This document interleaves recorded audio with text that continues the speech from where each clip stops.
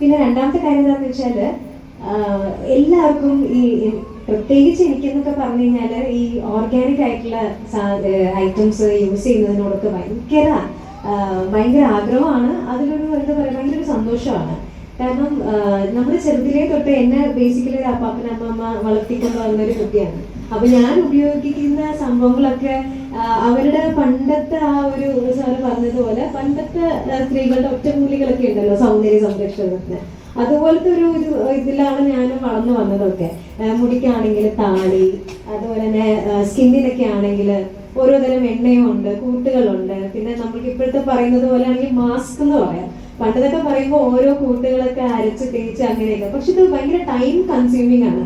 അപ്പൊ ഇപ്പോഴത്തെ എൻ്റെ ഒരു